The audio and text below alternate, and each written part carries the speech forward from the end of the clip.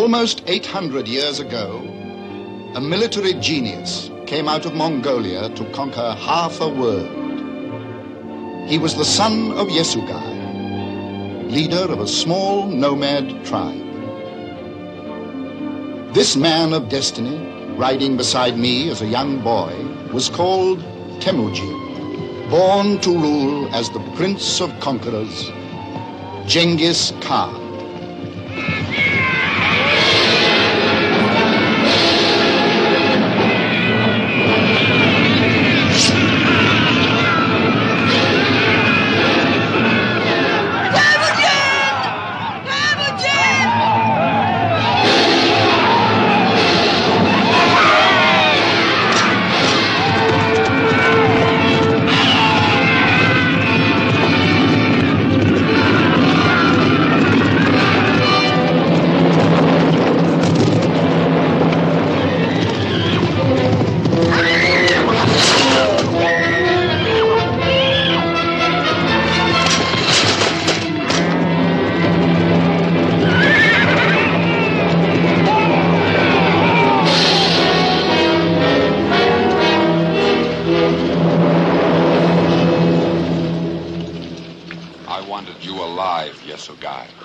I wanted the chieftains of the other tribes to learn how Jamuga of the Merkits punishes those who trespass on his grazing lands.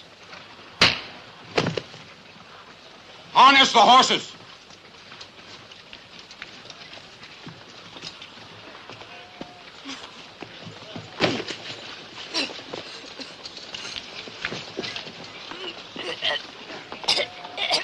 Stay your hand! Hear my words, Lord Jamuga.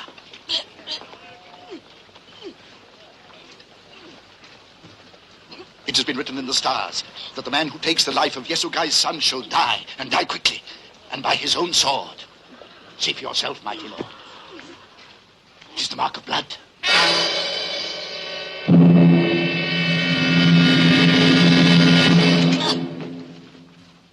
What is he called? Temujin. Man of iron. Then I shall spare him, so that he may witness the death I give his father now.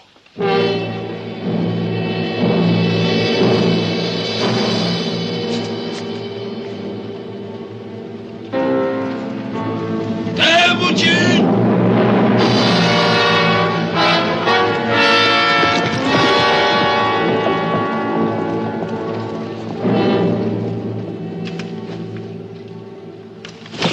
From this day on, you will wear a collar. I will have a chain made to put around your neck.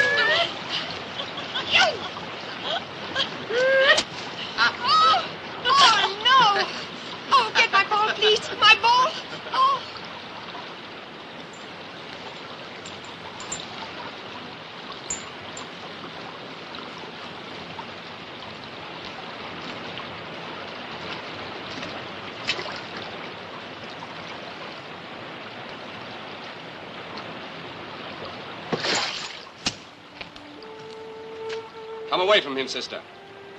What harm has the young man done that he should have to wear a chain? You've heard Jamuga's orders, so leave him. Besides, his father was an enemy of our tribe also. Now come away!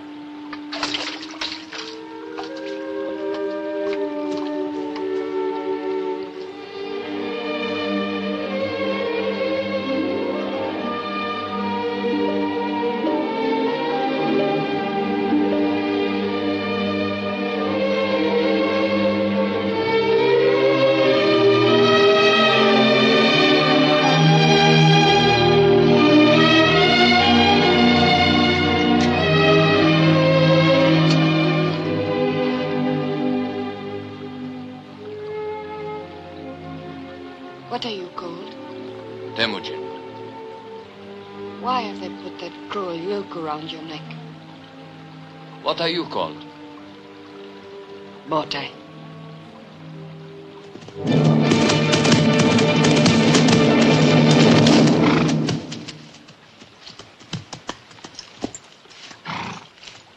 You will return to the camp, Princess. Go with your brothers. I take no orders from you, Jamuga. As you say, Botai. Not yet.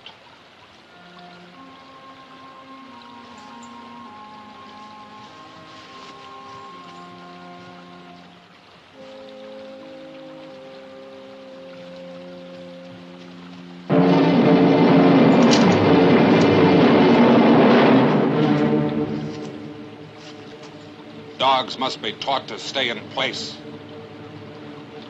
Dango.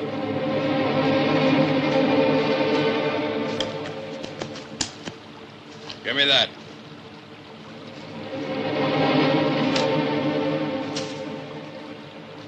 Now then, man of iron. Down. Down. Down. Down.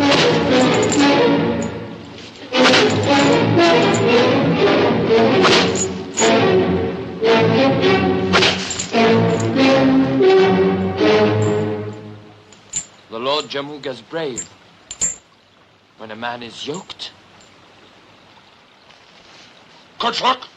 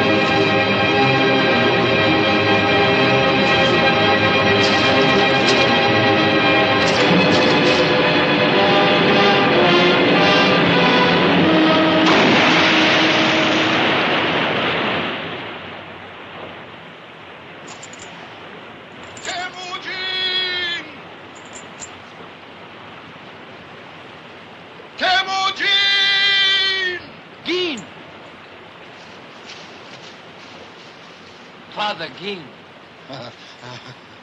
How did you find me? I consulted the stars. My... Besides, Sengal showed me. Sengal?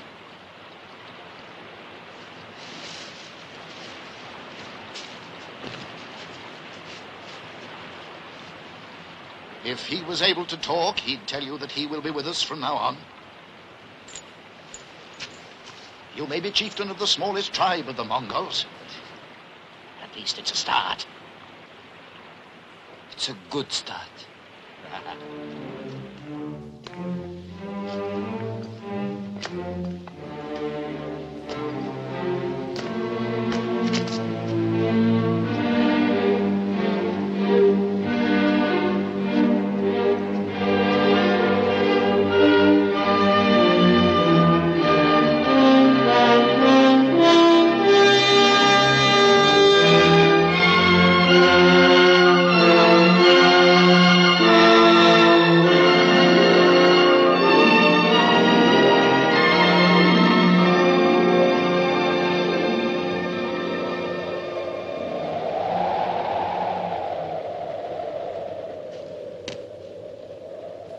This could house an army.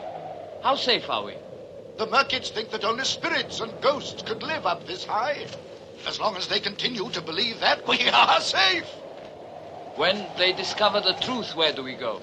East or west? When that time does come, you will decide.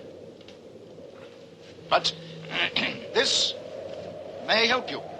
Our world is like 3 great circles. Here, to the west, Samarkand and Bokhara, the lands of the Persians. Rich nations who trade with the white-skinned Christians from beyond the desert. And here, to the east? I have not traveled east of the mountains, but I have talked with merchants from the caravans. And they have told me of the Great Walls. And beyond them of the kingdom of China. A land of great cities where people dress in silks. Even the men. And where the merchants go in search of spices and rare woods from the nations beyond the eastern seas. And here in the center? A barren, empty circle where only Mongols live. Why should it be barren and empty when it lies in the heartland between the rich west and the richer east? Because the tribes, like the Merkits, the Salkits, the Tanguts, and others, are too busy fighting amongst themselves. That's why. But if they join together? The only time that Mongols are joined together is in death. You know what you said about this being the smallest tribe in existence? It would be difficult for it to be much smaller. Then we must make it larger.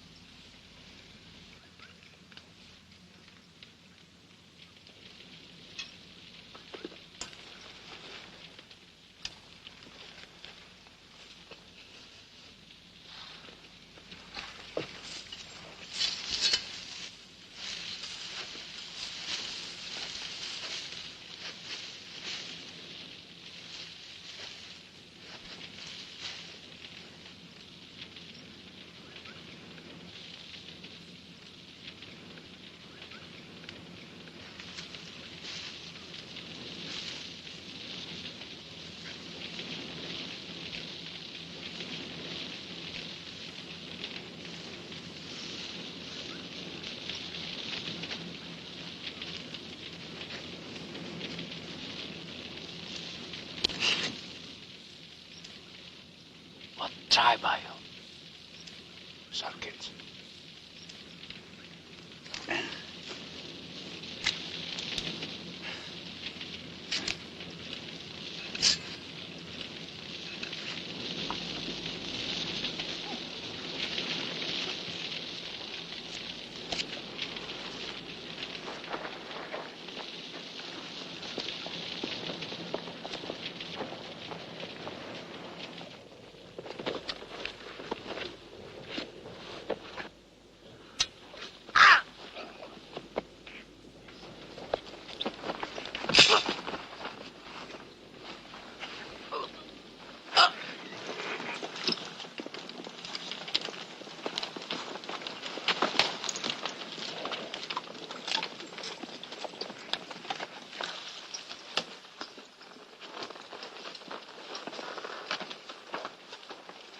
Now shall we see if the spirits of the wind are for us or against us.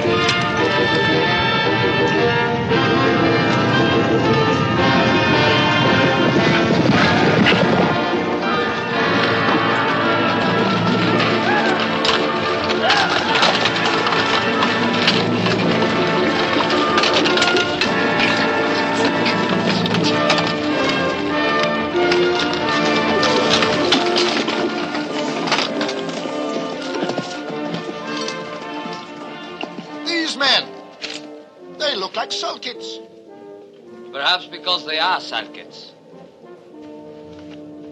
Salkits? Riding with you? Yes.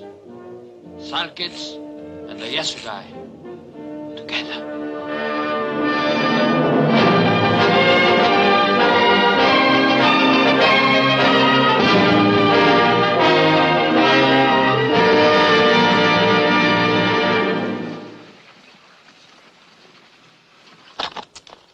Over there, Lord Temujin, is the caravan road to Tashkent. In the old days, many battles were fought over it. But so many of the slaves were killed, there was so little profit. So, the Treaty of the Slave Trail was signed. A treaty? The Shah of Khwarizm imposed a truce. All have sworn to it. All observe it. No warrior is permitted to carry arms here.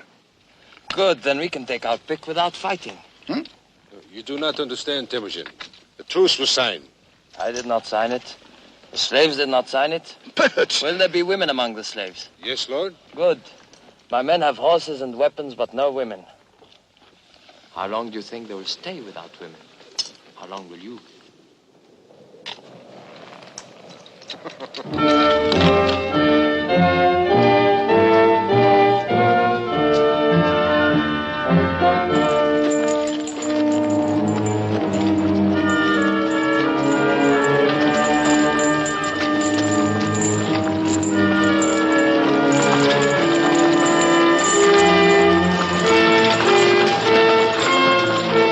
What is the meaning of this?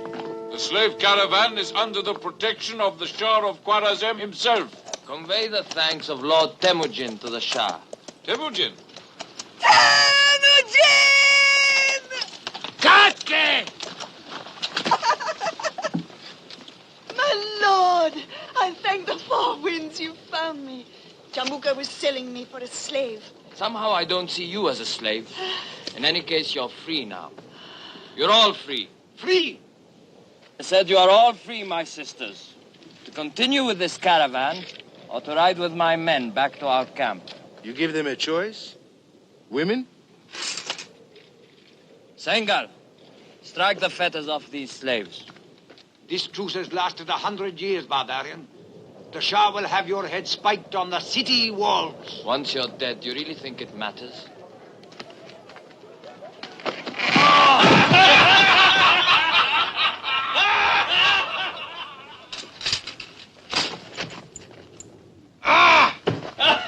Safe journey to Tashkent, and give our thanks to the Shah!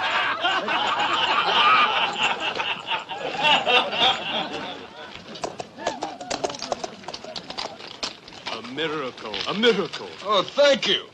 But if you want to prove your gratitude, give me this woman, huh? But she's my wife. Oh, take another. Go on, take another woman. I'll give you a horse. Huh? I'll give you 2 horses.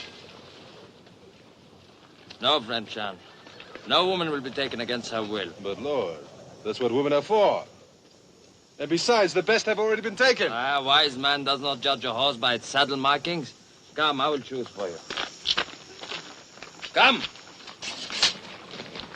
Hey, do you want a husband, Katke? That?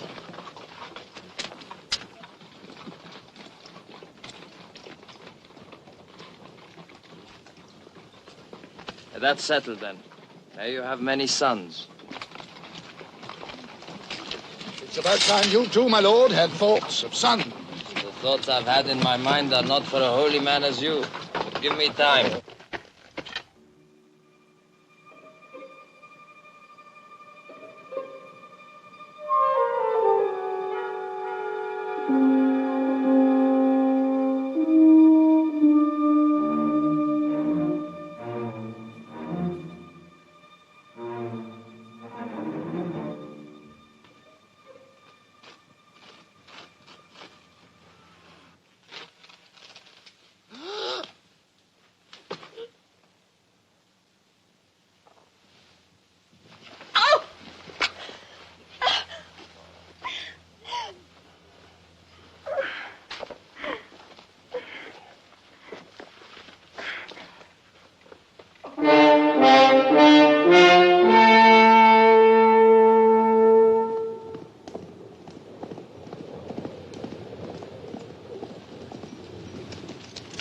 Take this and be careful.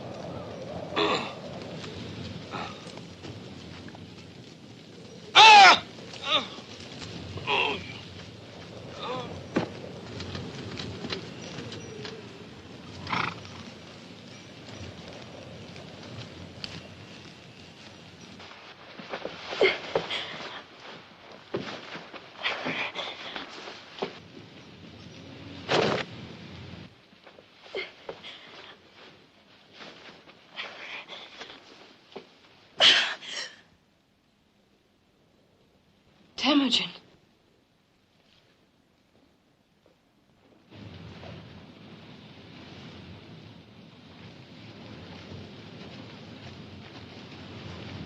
Katki, bring food and clothes to the princess. Prepare another tent for me while I wash. Wash?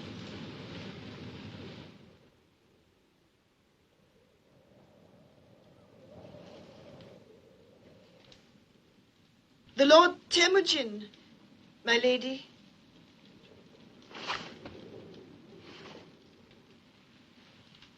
Stay, woman. I did not tell you to go. That was stupid of you. You do not seem like a stupid woman. I am not a stupid woman. And what did I do that you thought stupid?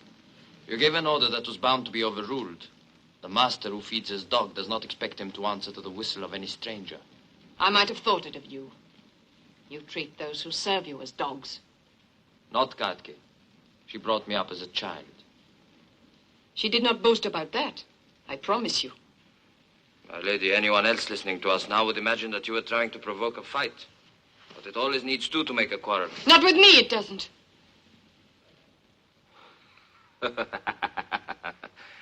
I like a horse with spirit. Horses, dogs, animals, all you ever think of. I can see that was a stupid question. But if it please you, now that you are here, say what it is you came to say. I have said what I came to say, but for this. Deep in my heart, if I search for the truth, I must also say that what drove me most to do what I did was the thought of the rage and anger I have brought to Jamuga. To steal in the night the woman he had chosen to marry.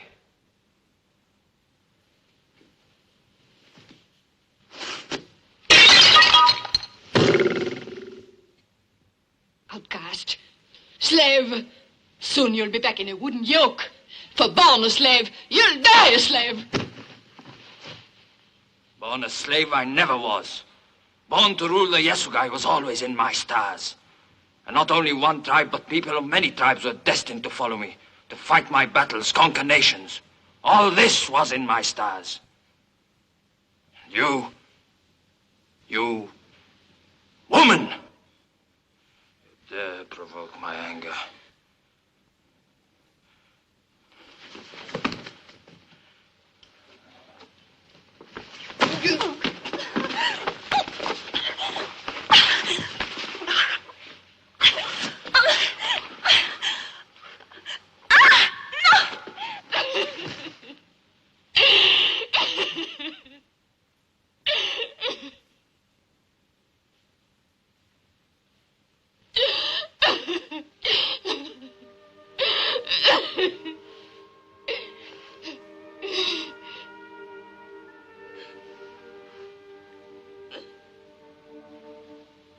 Is the first thing one gives to another.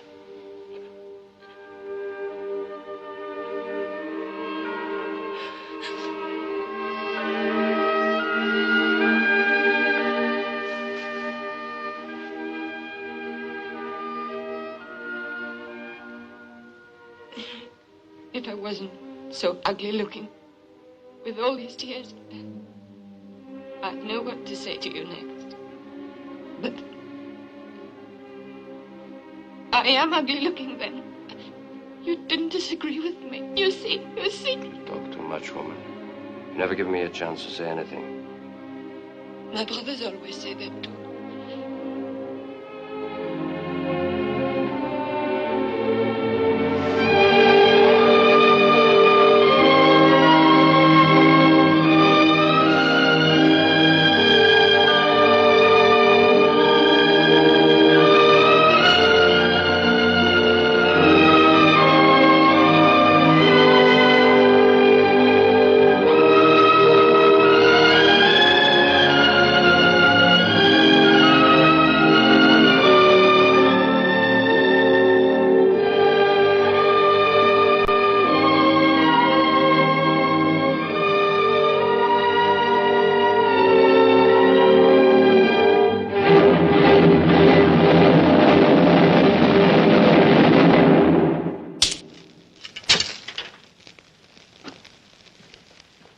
His camp must be near. He knows our every movement. But we know nothing of his. His men appear from nowhere and they disappear like ghosts. Ghosts who will bleed like any ordinary man when they feel their headman's axe. As some of you may do, if you don't bring her back, and soon. To have her stolen out of my own camp. And from under the noses of all of you. From under the noses of her brothers.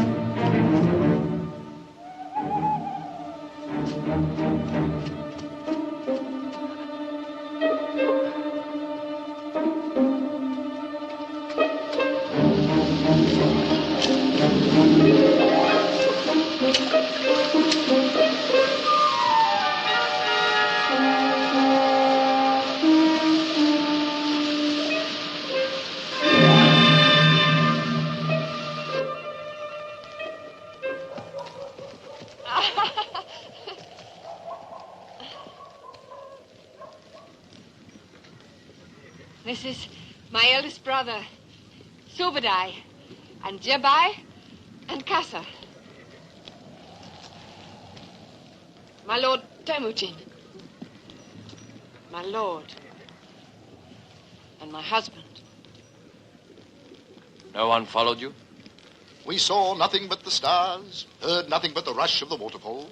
Despite the poetry, I'm glad to see you back. And you, my friend, you are welcome. And grateful, Lord. Ready to serve you, Lord. Subadar, you have nothing to say? Only this. The holy man. He lies.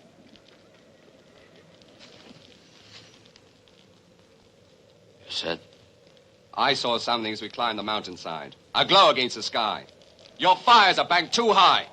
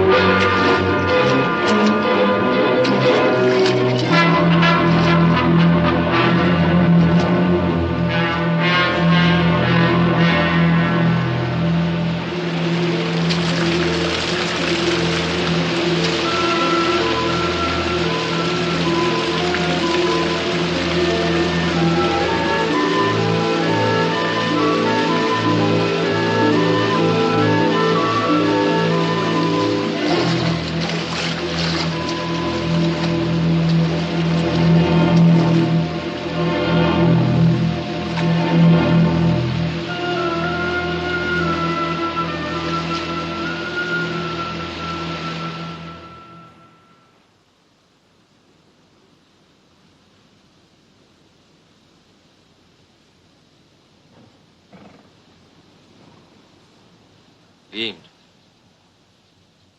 prepare to move out. Leave all the carts but one. Move on to the east road beyond Jamuga's camp and wait there.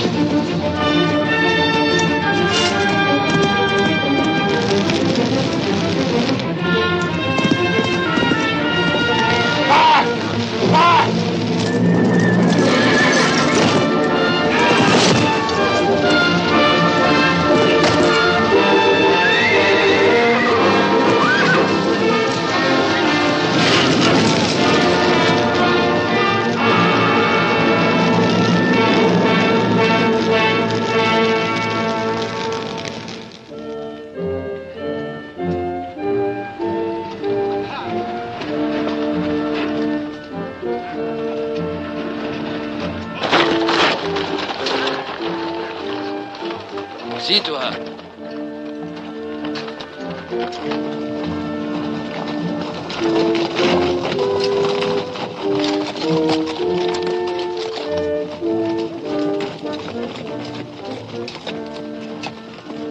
Time is on our side. It'll be hours before Jamuga can reach the sky camp.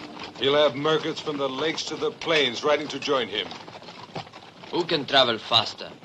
A horse that needs little to eat, or 100 who must forage wide? Where do we go?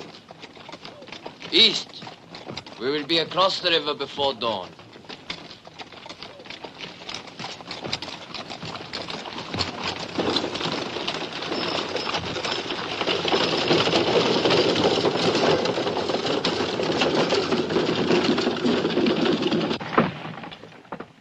Lord, there is man's work outside.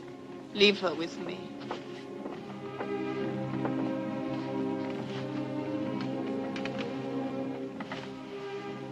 Bote.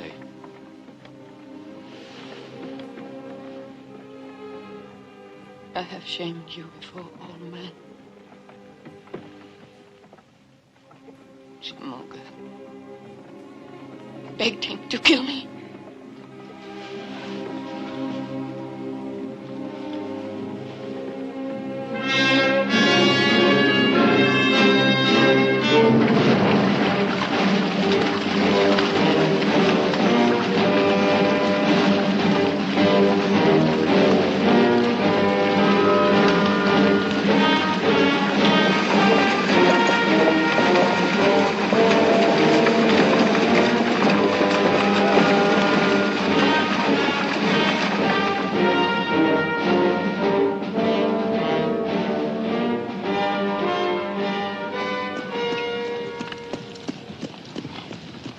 When do we rest, Lord? Not before we are certain Jamuga has given up the chase. Then let us stop and fight. I will say when it is time to fight, not before. But how long do we keep going east, my lord? All through the winter. And if necessary, through next winter. If we keep heading east, we could end up in a land where I've heard they eat dogs. Or it might have been people. According to Geen, it is a land of great wealth. A vast empire built on knowledge, and we must have knowledge.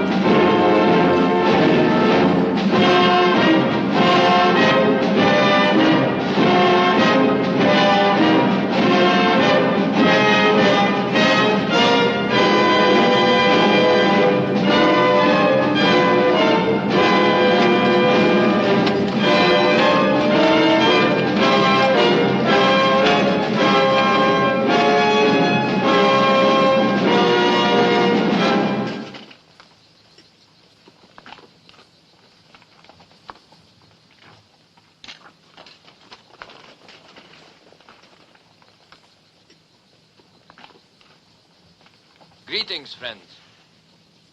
And to you greetings, warriors.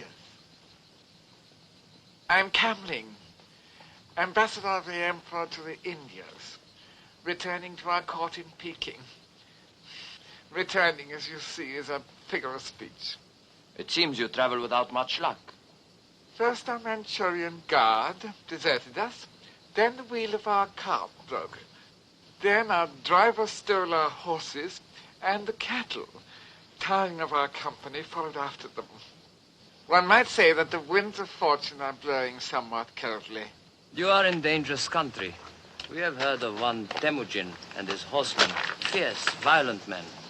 We have no fear for our lives. We bear letters from our emperor. It will be far more profitable to hold us to ransom than to murder us. Why talk of ransom and murder? Sengal. Show them we mean no harm.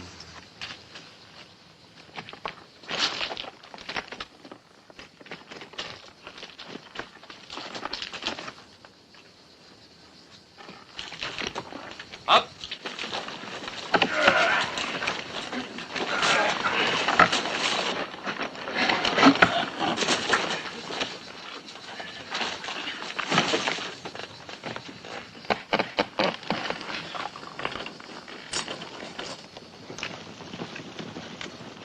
We are grateful.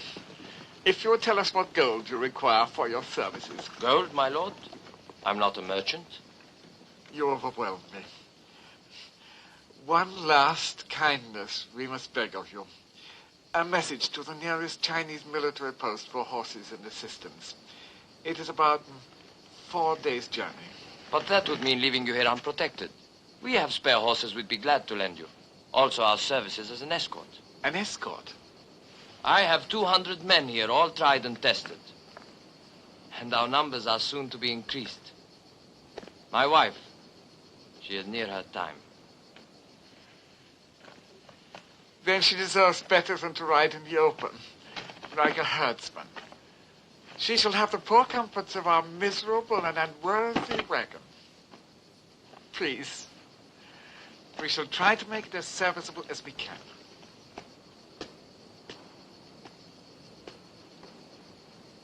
Now, this Temujin you spoke of. Have no fear. This is the one column he'll never attack. I have his word for it.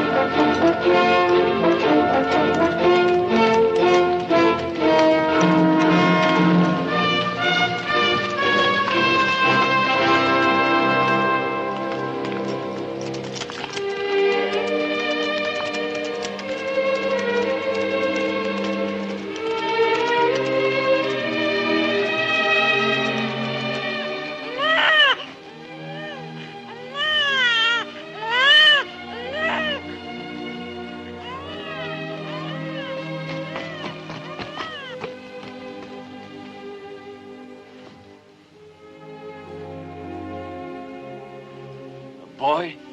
A son.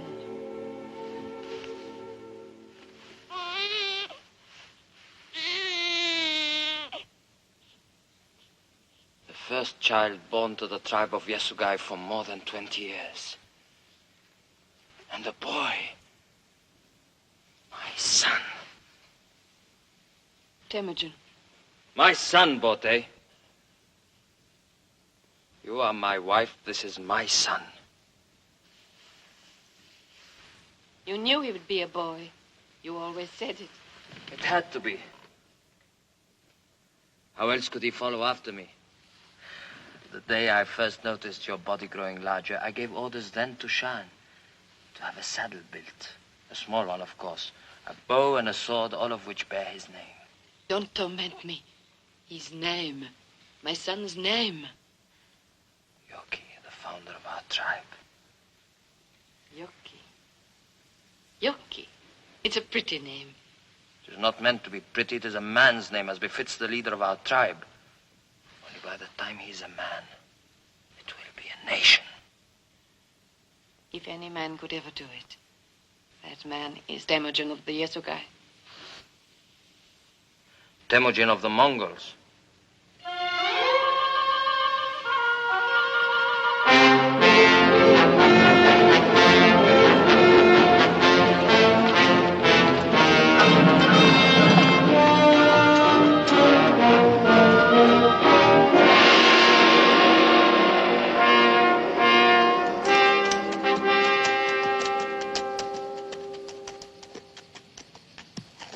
Men who could build this should rule the world. So our ancestors thought when they first conceived it. 2,000 miles from the great ocean to the southern mountains. But alas, now we cannot rule ourselves, let alone the world. My lord!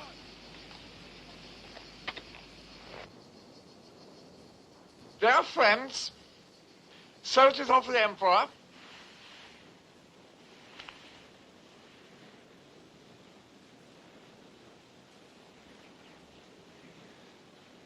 glass, simply reflecting the sun's rays, but it can carry messages further and faster than the swiftest horseman. Childish device, but not without usefulness. Please receive it as an unworthy gift. One drawback, however, I should point out. For reasons which will soon become apparent, it's best not to let such device fall into the hands of a woman.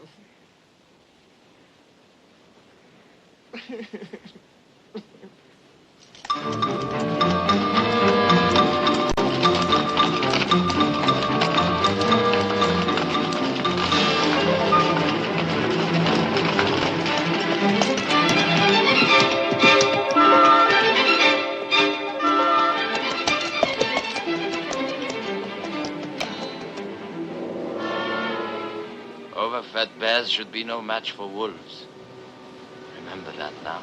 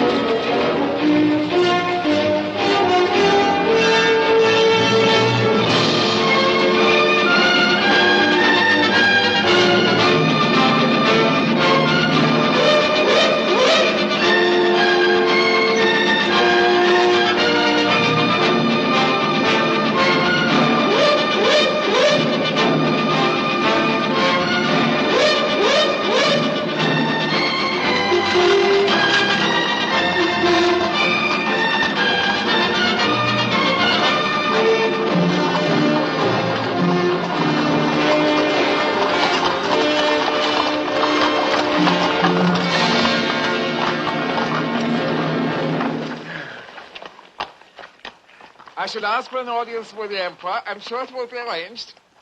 I shall be honored. The Emperor also will be honored.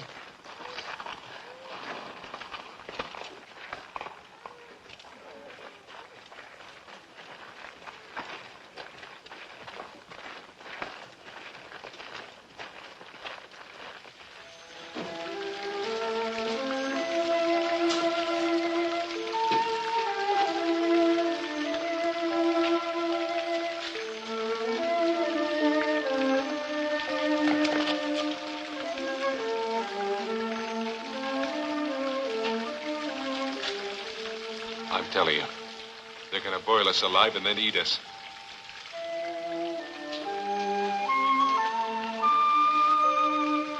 No! They're only going to wash us. Wash? Must be a custom of the country. Why? I don't know, but I don't intend to find out. Well, I do.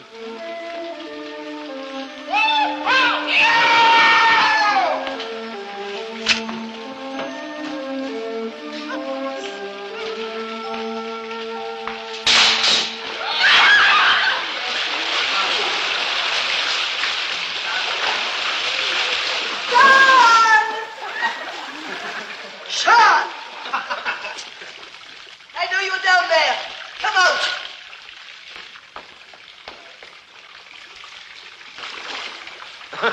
I'm only being washed.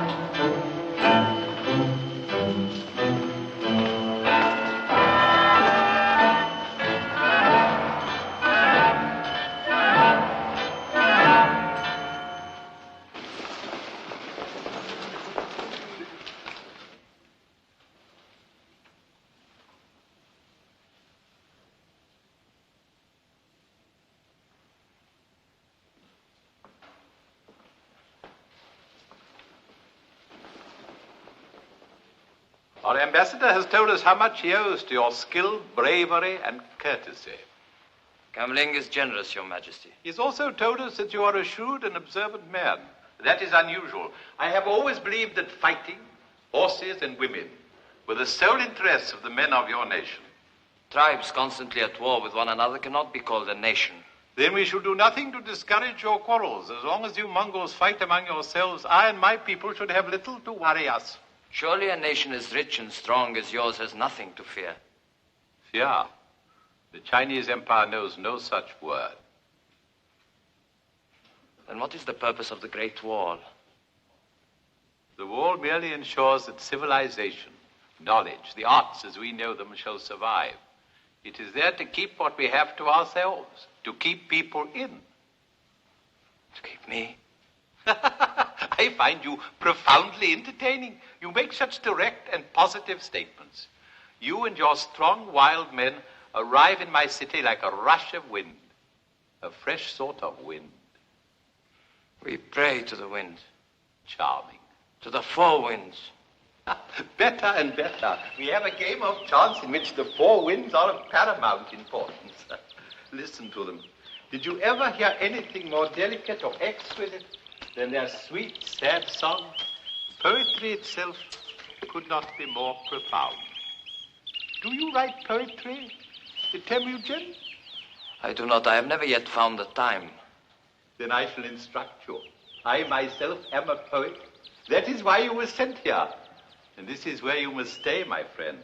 There is destiny in your coming here, believe me. When you speak of destiny, this is something I must believe. At last we agree about something. We shall find many more things in common. Take the birds away. Their chattering distracts me.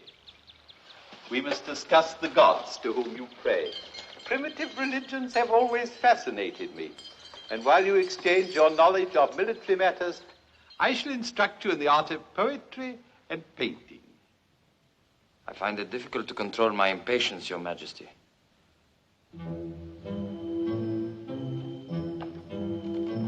Take it. It grows heavy. The one in white. Have her raise her head. Tonight I am in the summer palace. Have her brought to me at midnight.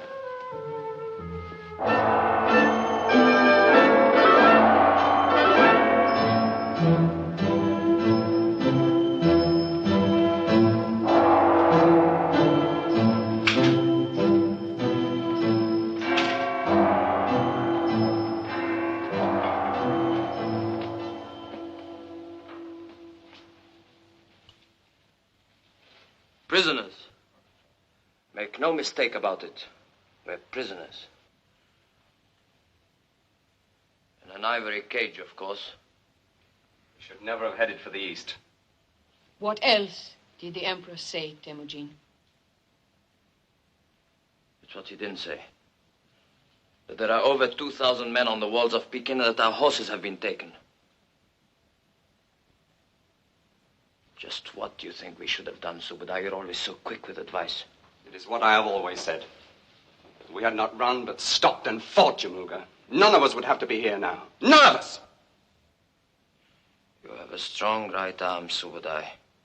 And I like to know it is at my side, but your mouth is young, and it needs training.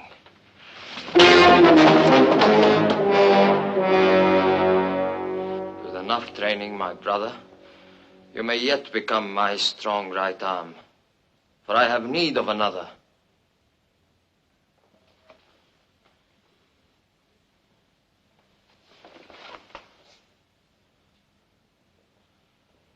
This peacock, this emperor, has overlooked one thing. There is much to be learned here, much that can be used later. And if this is a prison, I can think of worse hardships. Yes, I know I've never eaten so well. As for me, I even enjoy being clean. It's not the being clean that you enjoy, it's the washing. Well, the women are beautiful, I must say. Yeah. All of which the Emperor hopes you will learn to appreciate. Until soft living is all you're fit for. Forte is right. I do not want any of our men fat and useless. We will all exercise every morning for a start.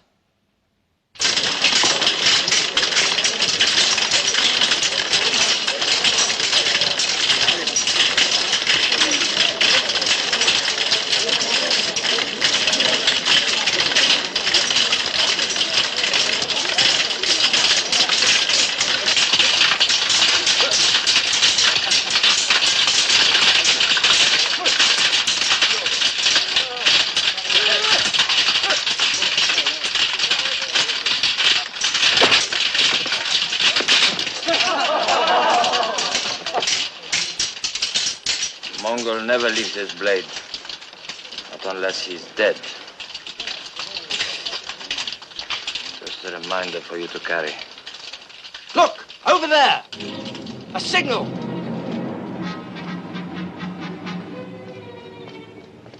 What are they saying? I'm not certain, but it must be urgent.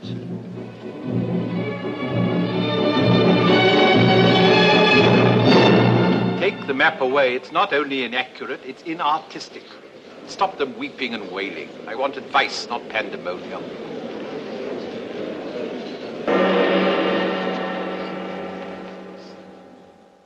The situation occasions alarm. It does not merit hysteria.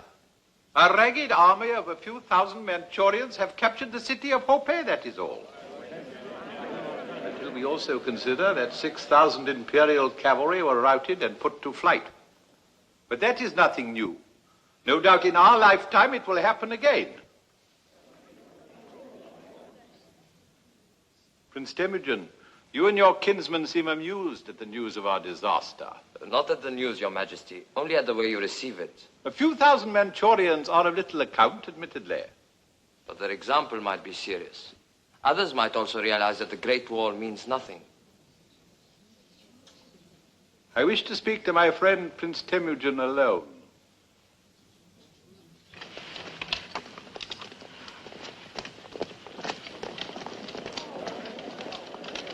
Bring hot wine and tea. And do you stay and keep us company?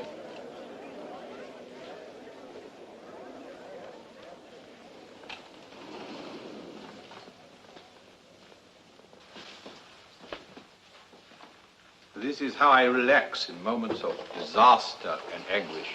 I find painting has a soothing and calming property. I see that you paint very well. You are no beginner. He is hinting that we are accustomed to disaster. I fear we've underrated our friend. He has an unexpected gift of subtlety. The shamsu is a rice wine of great delicacy. May I offer you some? For me, the tea. For me, the wine. I was not suspicious of it, Majesty, but I have forbidden it to my men to drink, as you probably have heard. I have heard. And if my curiosity does not greatly offend, why? Because I wanted my men to be ready for a day such as this. Please to continue. I am listening. Just that the fate of an empire is of small importance compared to a poem by So Ling or a painting by my distinguished ancestor, Mao Kung. You were saying? You would save much time if you let me say something. That means you have something to offer? What? These Manchurian invaders, you would like them destroyed as soon as possible. Unfortunately, my army has melted away. I will raise you another one. Mongols? How much?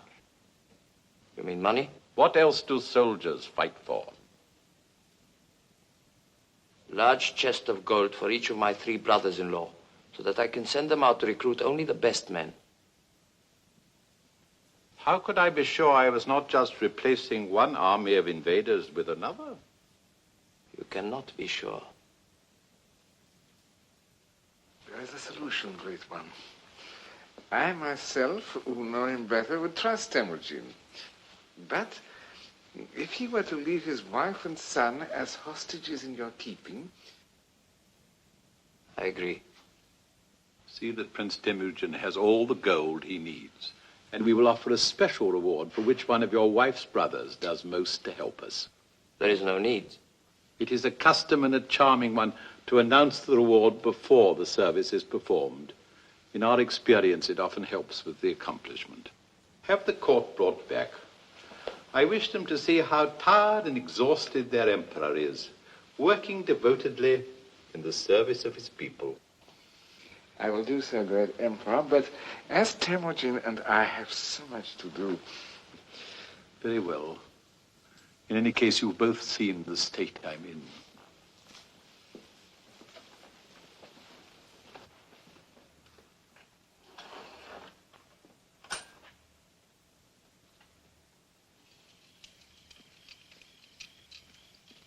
Where's he taking us? The horses are ready. Why can't we be on our way? Because the Emperor wants you to take a memory with you, a vision that will bring you back all the sooner.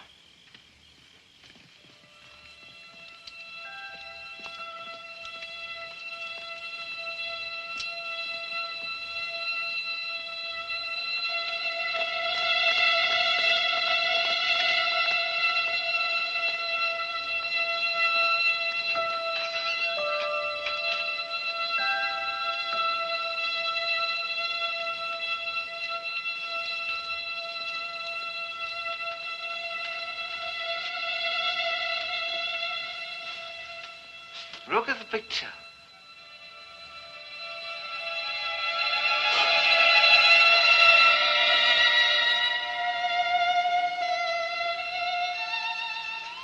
The Princess Chinyu, Emperor's youngest daughter.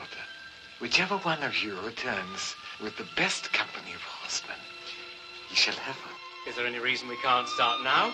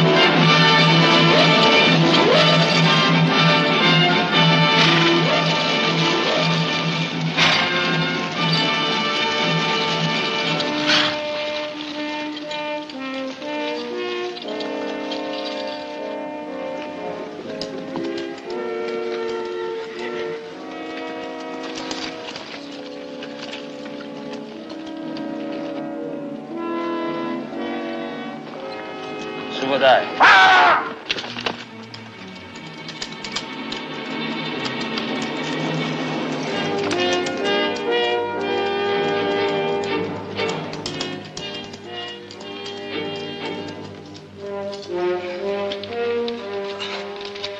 Teach her to be a woman while I'm away.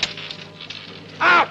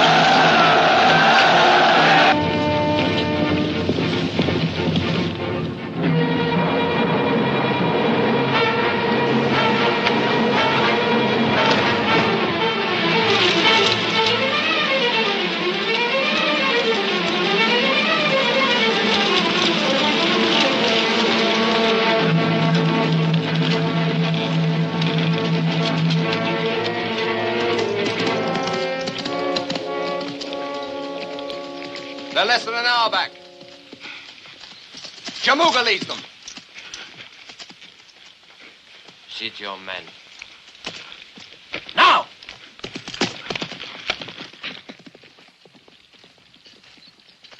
Your troops will lead the attack. Up through there. It is only fitting. We have the honor. You will not attack with any great success. You will then fall back. Retreat? You have had some experience of that, I imagine. But we lose face. Better to lose face than your head, as the unsuccessful defender of Hope has apparently done. When you fall back through here, my Mongols will fall on them from both flanks. Then you will lead your troops back again at my command. Now get your men into position. I will tell you when to move forward.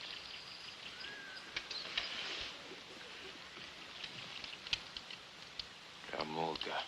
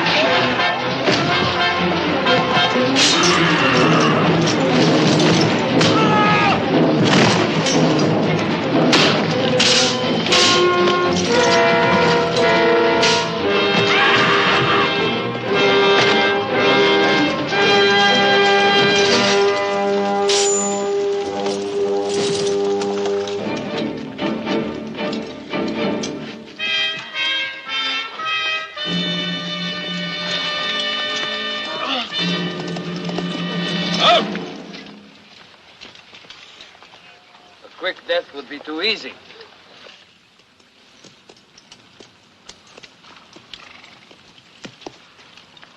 You can choose.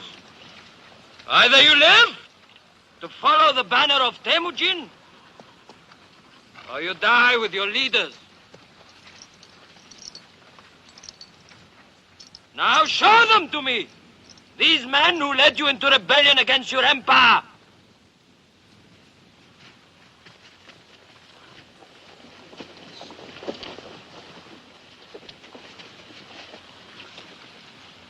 Subadai.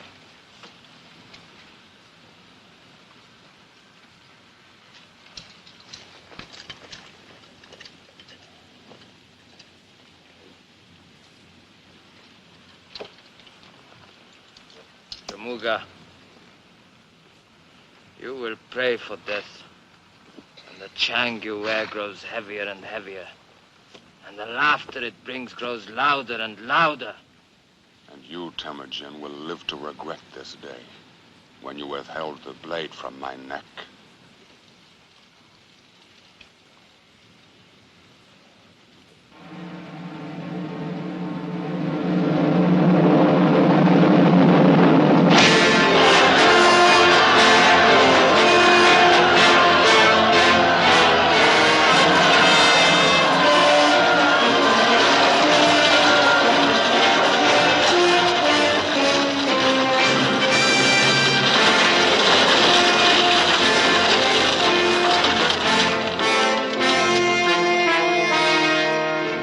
Barbarian of all barbarians, the Mongol who led the Manchurians. And it is fitting that his punishment be far greater than for those whose heads I have brought you. The Lord Jamuga, Your Majesty.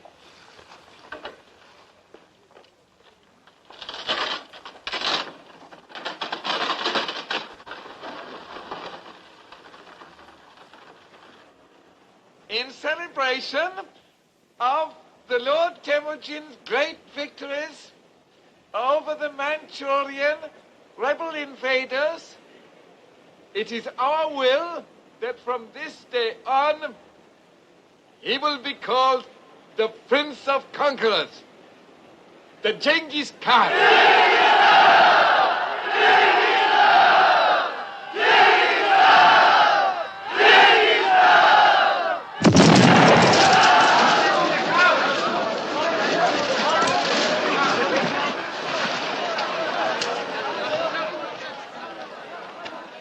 Spare us, Lord.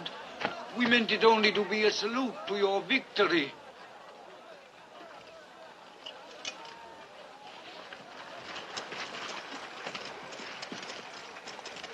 How did the thunder crash at your command? It is a simple alchemist trick, but we use too much black powder. Black powder?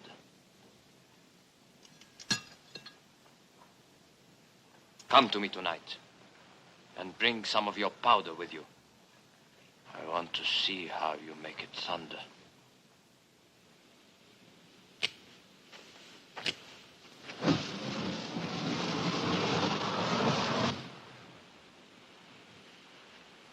They make lightning this time, but no thunder. That is something we've discovered in their experiments. It thunders only when confined in a container. Then it can hurl a stone even further than the longest bow shot. Shall they demonstrate?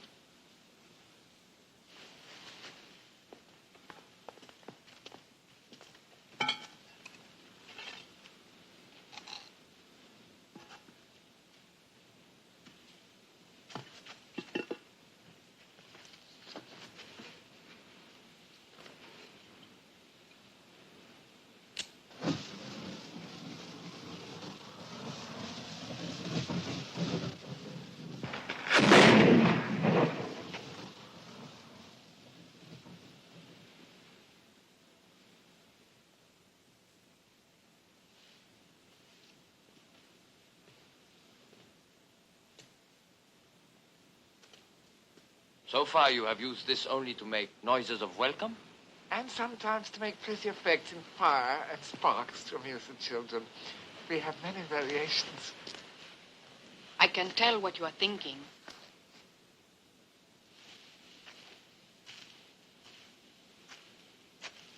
It is your duty, both as a holy man and as a man of wisdom, to profit from all this knowledge.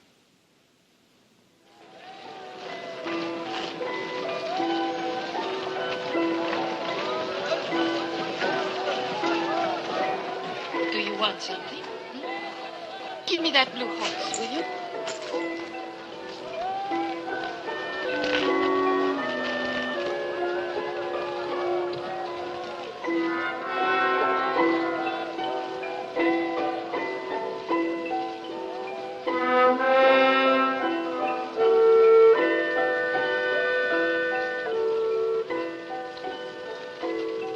Come, come.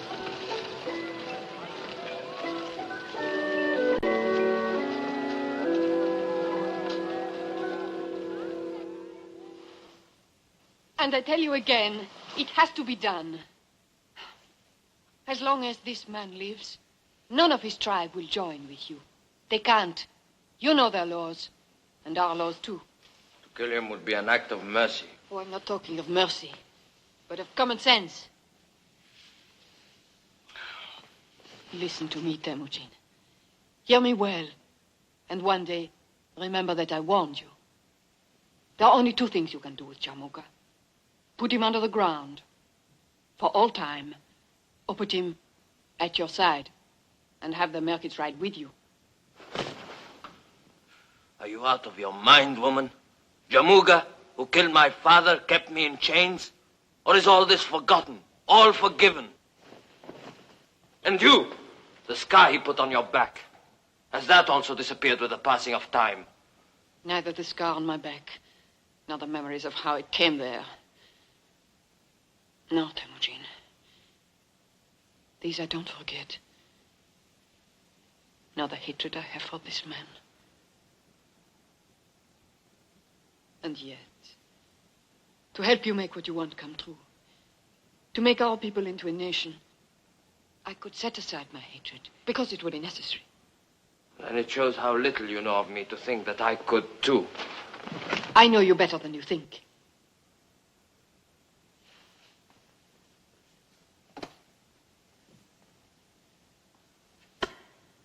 Break it across your knee, Temujin.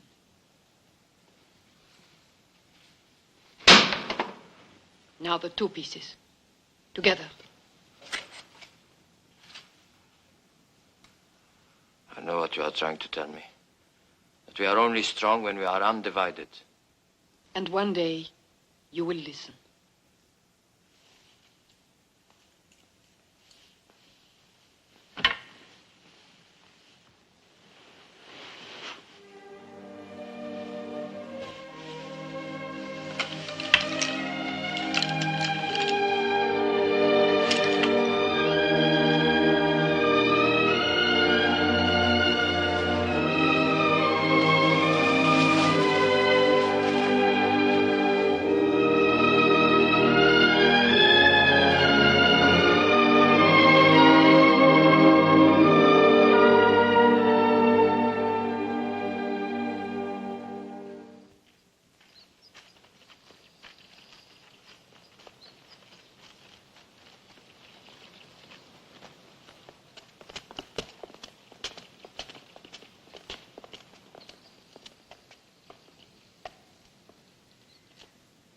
Leave us.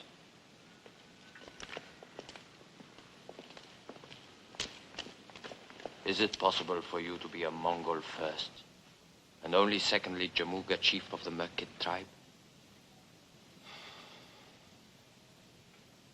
Has the Chang also smothered your tongue? Not yet. Perhaps if I wear it as long as you did. Once you took the Chang off my neck. Perhaps I can do the same for you. The price? There is no price. Only a dream accomplished. A unified Mongol nation, not just separate warring tribes. With the Lord Temujin at its head. The stars have written it. Geen, my holy man, tells me this is true. A Mongol nation will come, Jamuga. It will. But if the Merkits ride at our side, it will come sooner. The Merkits need no other tribes to ride beside them. Behind them, I should say. All others fear us already. Our power, our strength. Even my death cannot destroy that. You're thinking so small that you can only think about yourself? And what do you think of then with this wild dream of yours of a Mongol nation? And apart from these stars you speak of, what else makes you think you have been chosen to rule? You will die carrying that Chang, Jamuga. Unless I have your word now that your merkits ride with us the day we leave China. And that day is soon. If I were free from this yoke, my hands would still your jackal breath forever. So will I! Put this animal back in his cage.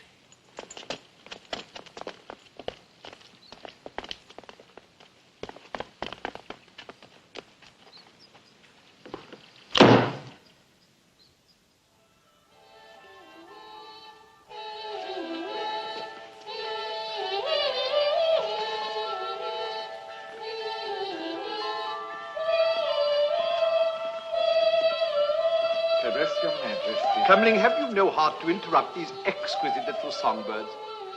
The interruption brings present news. Oh, very well. Come here, my little sparrow. Come and sit beside me. Go on, if you must. Genghis Khan has arranged a demonstration tonight for you and your court to thank you for all your kindnesses over the years. Don't tremble, child. Although divine, I'm also human. And as a farewell. Farewell? Did you know about this? They wish to return to their own lands. I cannot allow it. I have told you many times of my dream of a united people. And should it take force to accomplish it, I have the men now. And I have trained them well. And I bought them. And you are my general, Genghis Khan. And their leader. Comling, you are the Khan's friend. Not his only one, I hasten to add. Do you reason with him? For his own good. The Emperor wants to remind you of your first meeting, what then was said. That the Great Wall of China is to keep people in. And that there are 3,000 armed men on the Peking walls. And that we are still prisoners. Prisoners? Friends? And what sort of talk is this among friends? I want no more of it. I've had a terrible day. Headaches, all this caterwauling. Get away, you unmutable little brutes. All of you. And now this talk of leaving me. You've cut me to the heart. That was not my intention, I assure you. I knew you would do nothing to hurt me. But my demonstration? There's no reason to abandon it. We have another saying, another way of suggesting you make the best of things. It's very apt. Better to light one candle than to curse the darkness. As you say, very apt.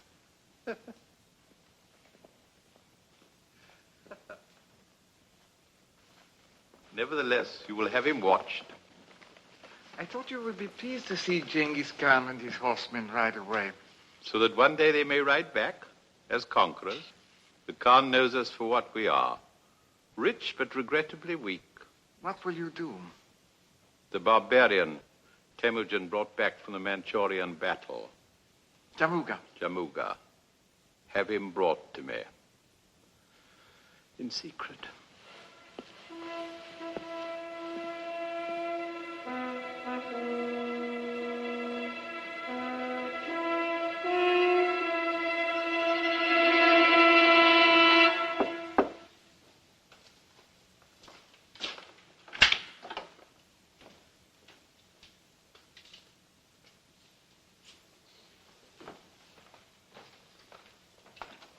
Your message said it was urgent. We have no secrets. Least of all from her. This is most difficult for me, my lord. My royalties must not be misunderstood, but they are for my country, for China, not for any individual, no matter how important or mighty he may be. I would say these are the sentiments of an honorable man. The Emperor worries. He fears your leaving. He is wrong. He and all in China should fear your staying. He is a man of subtlety, however, and there is another solution. Your people stay, you go. On a very long journey alone.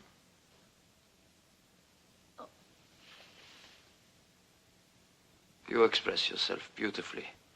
But who is to stab me in my back? The Emperor also understands what would happen to our people if one of them should strike you down. And so... You have walked too far to stop now. Our people would be blameless if your assassin were a Mongol. Mark it. Jamuga. Bring him here. It would be better if I were not present. You will stay, my friend. You will stay.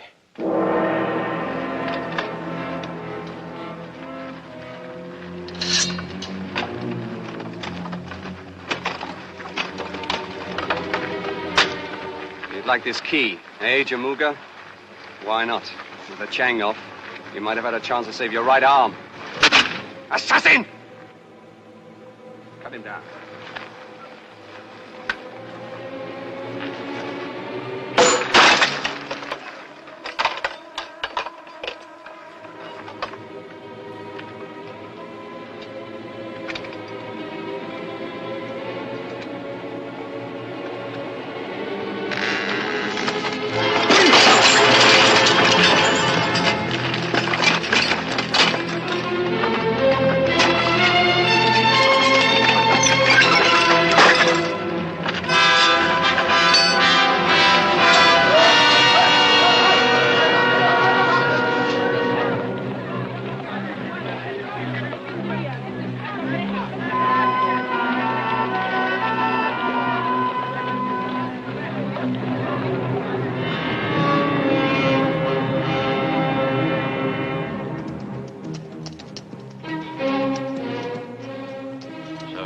Can't be found. The one man who can gather all the Merkits against us. The one man! Call off your men. Get them ready for tonight's celebrations. With Jamuga still at large? He will do nothing now. His own escape is more important to him than my life. And no more failures this time, Subudai. Our plan for tonight must meet with success. I'm sorry you will miss tonight's celebrations. Perhaps you can see some of the fireworks from here.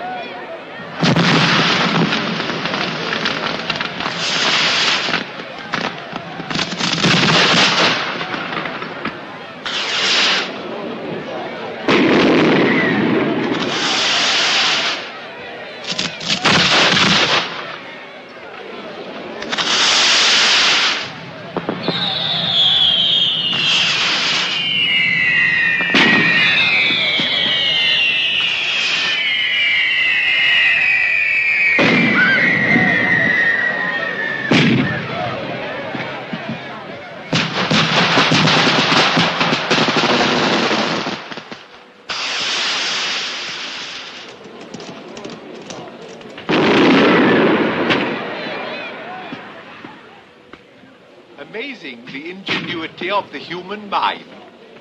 The Chinese mind, of course.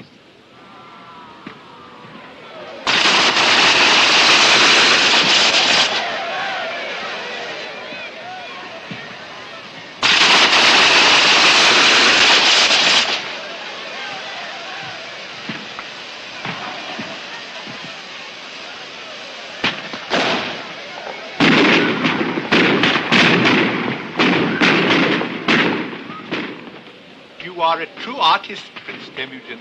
I knew it from the first day. My profound felicitations. And now for our final display. Final? Perhaps you would like to set it off. It would be an honor.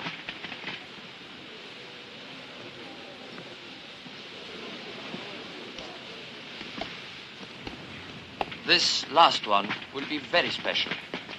You have saved the best for the last, a wise move, a touch of true delicacy.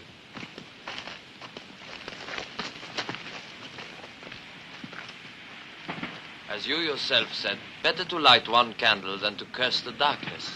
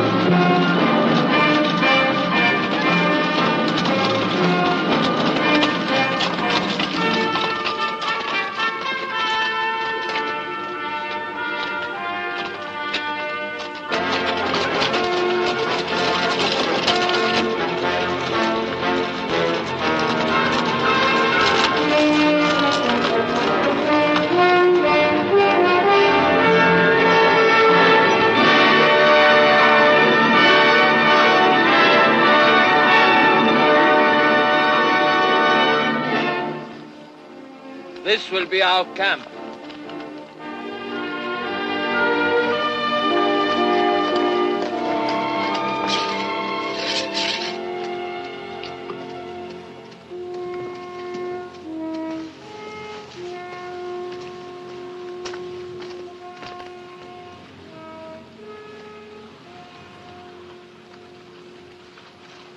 My lord.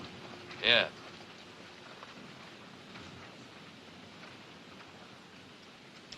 How long do you intend to hold me prisoner? Not prisoner. As your late emperor said to me while plotting my murder, you are here as a friend. In that case, I can only ask that my death be a swift one. We will not speak of dying, friend. Only a fool destroys a wise man. You will sit at my right hand and you will counsel me. And I will listen to your words. And if your words be wise, they will make me wise too. I will accept this honorable appointment because I'm happy to serve a lord whose star grows brighter while the sun of China fades. In addition, I suspect I will find the work more agreeable than death. My first advice is to strike swiftly, to take what is left of China before someone else can do so. Word of this success will bring other tribes to you in increasing numbers. In the meantime, we shall move westward. With China safely in the hands of Jebai, Subudai will move north into Russia, while Kasa drives south to bring India to her knees. Samarkand and Bukhara will fall easily to us, and Persia will be ours for the taking. And the Mongols shall rule from the heartland, from the very center of the world. And Jamuga? The Merkits will still have their chance to join us. Mongol must not fight Mongol again. Your ambition destroys your honor. Is the man who raped our sister to go unanswered? Is the father of his firstborn son to go unpunished? He is my son.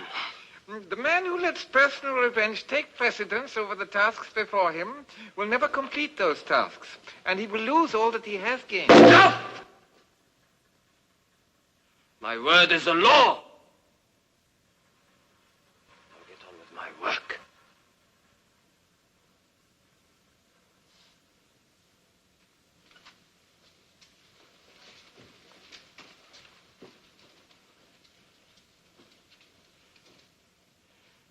Subadai is a small man.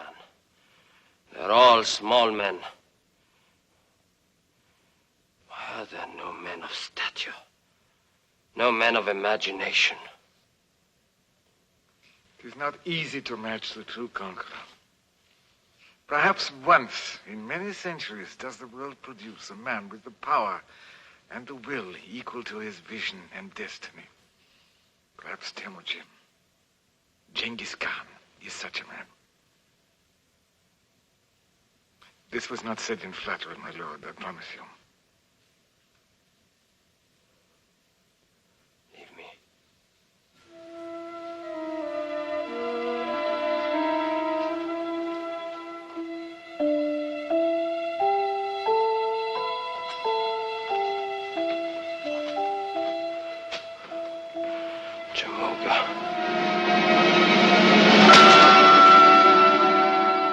In the next few years, the Mongol hordes of Genghis Khan seized all of China north of the Yellow River, carved its way across the Ural Mountains into Russia, and plunged southward across the borders of India. Having conquered almost all of Asia, Temujin turned his armies towards Samarkand and Bokhara. And when they were his, the great Persian Empire of Khwarezm lay before him, ready for his sword.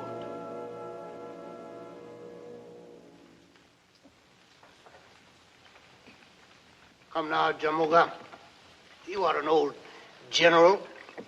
You know very well that even if I agreed to join forces with you, you could never hope to defeat this Genghis Khan.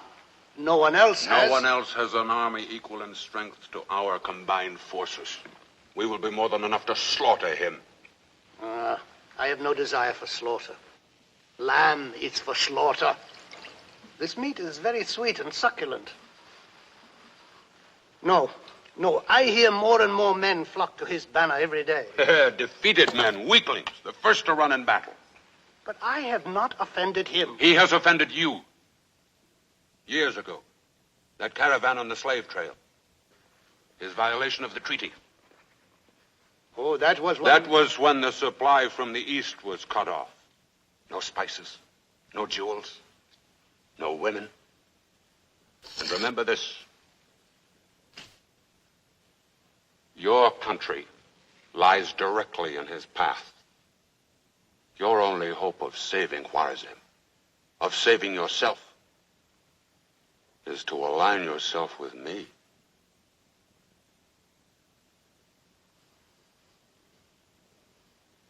There is only one way to stop this violator of treaties.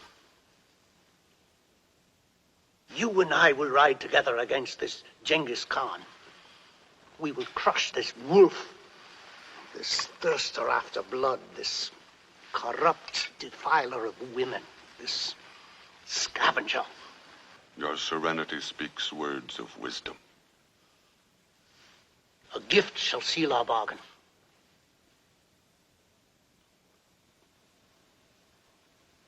One of my daughters? 2? And my gift to you will be the head of this Genghis Khan. The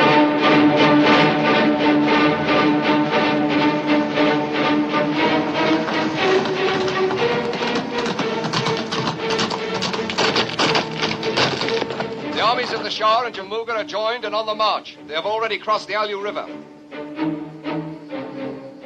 Then the time is here, finally.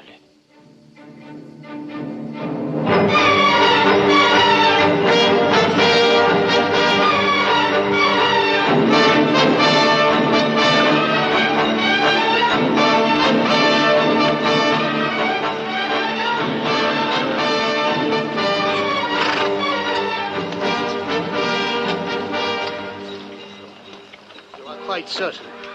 There can be no mistake. There's no mistake. The last word placed him 5 days away. We will have the high ground. He will have to come to us.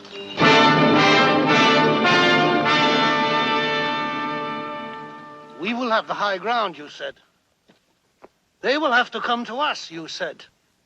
Are they not doing so? An emissary with a white flag. Well, somehow I do not feel they've come to surrender. Not with Genghis Khan holding the high ground, but with our troops outnumbered. Are you suggesting that we surrender, then? I'm suggesting nothing. I'm only regretting the fact that I allowed myself to be dragged into this foolish and obviously risky adventure. To conquer, one has to take risks. At my age, I do not need to take risks. If I survive this day, it will have taught me a lesson. That a man can be too clever. Your words mean more than they say. I had hoped to see Mongol kill Mongol, and so wipe themselves out, and rid Khwarezm from all danger. Instead of which? I find myself on an uncomfortable horse, in a drafty place, and in a very dangerous situation. Well, perhaps this emissary brings good news. I bear greetings from the Genghis Khan to the Lord Jamuga. Greetings. And I thank you deeply for observing my flag of truce. The Lord Genghis Khan would wish to talk with the Lord Jamuga. Talk? What would we have to talk about?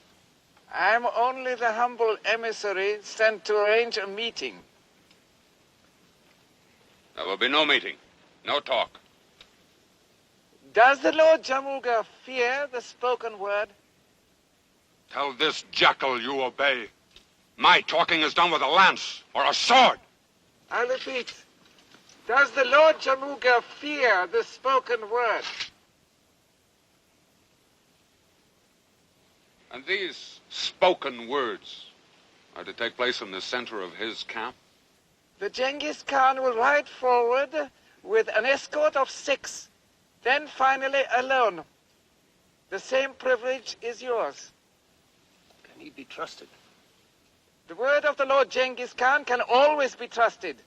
I trust him enough to remain here as hostage until you return. Then let it be so.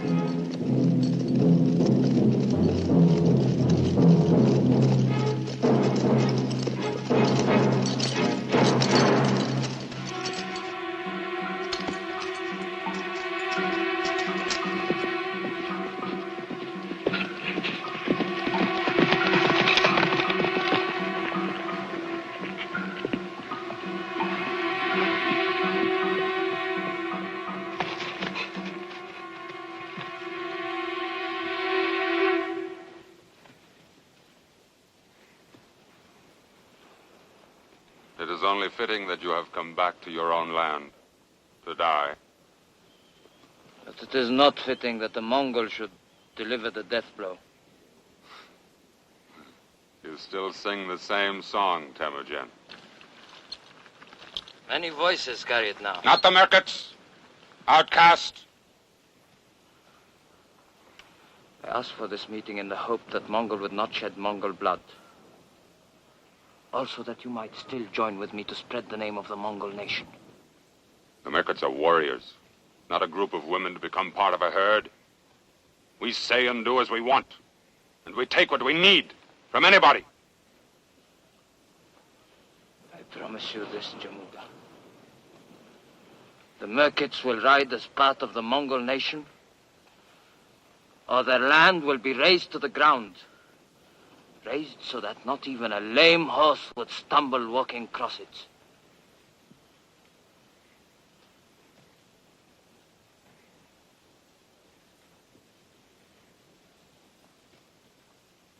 I must talk with the Shah. Counsel is always worthwhile. We will send you our answer. With Kam Ling.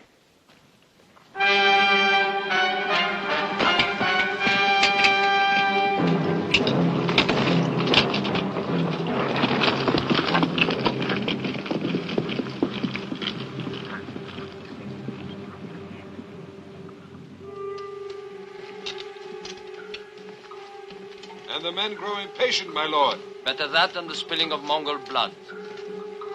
Not one of our horses will put 1 foot forward until I have Jamuga's answer. My lord! Look!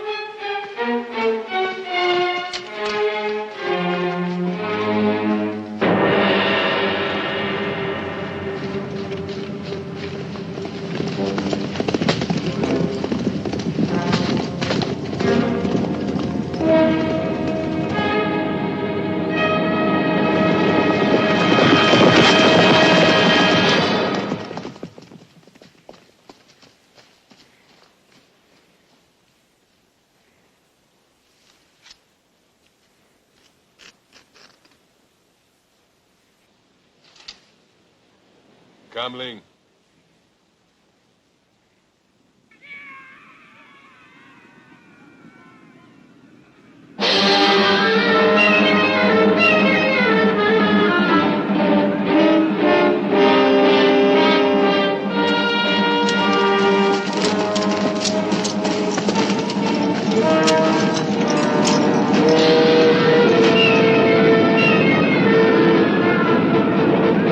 Take your post.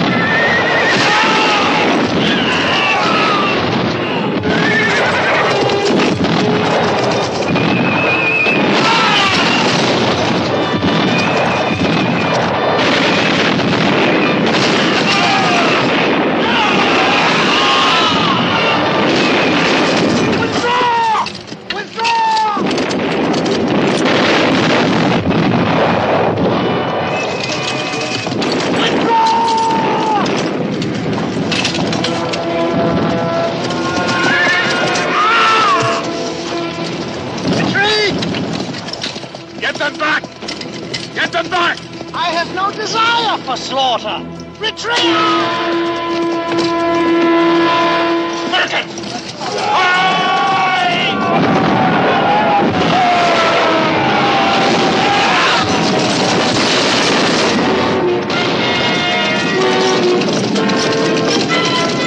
My lord Jamuga!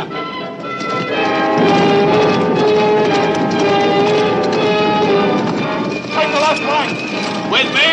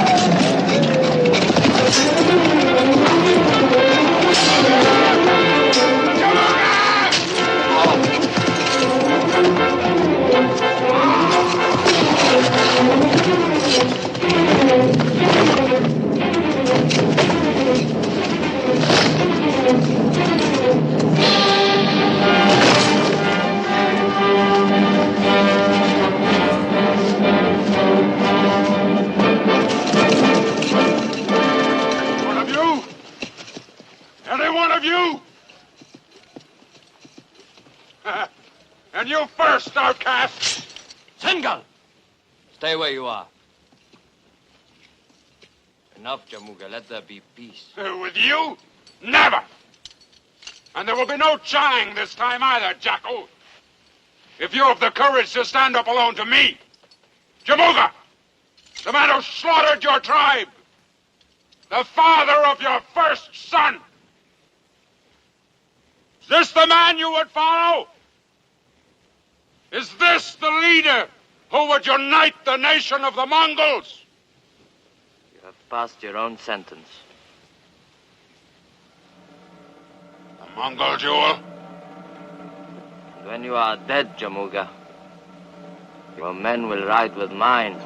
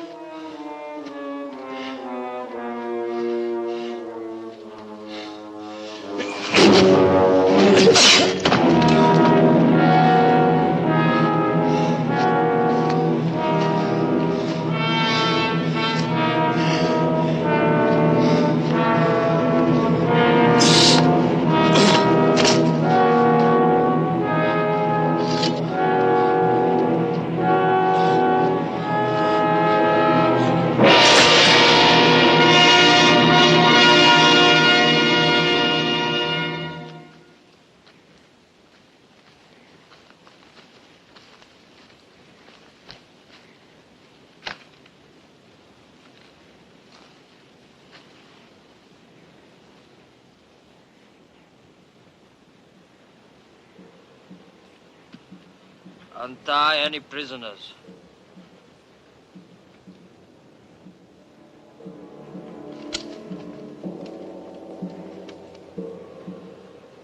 If any of the Merkid tribe would leave us, let them go now.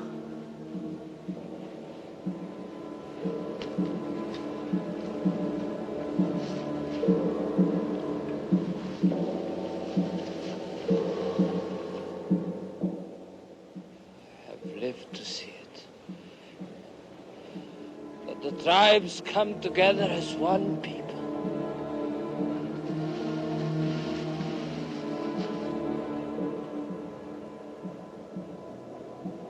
It is my sons who will make our nation great. Show my people their leaders.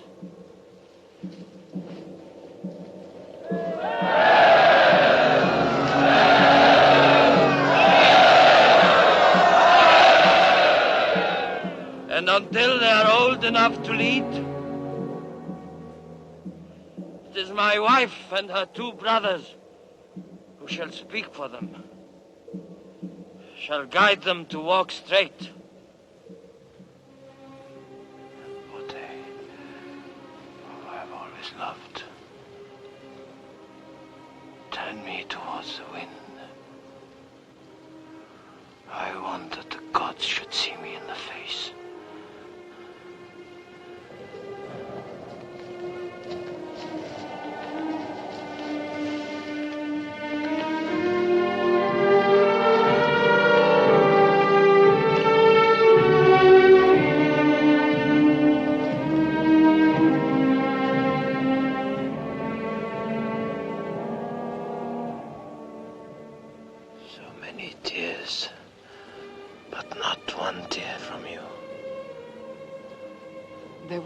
Years for weeping. I want you to see me as you have always.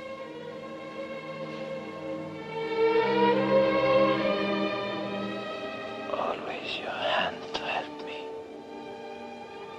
As you said, it's always the first thing you hold out to another. First.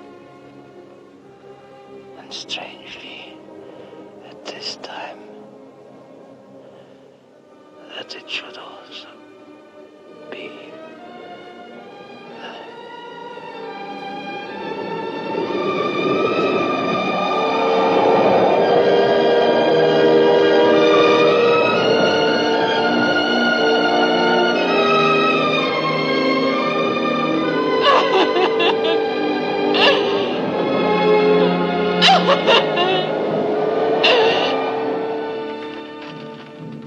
And so it was that Temujin, the Genghis Khan, was dead.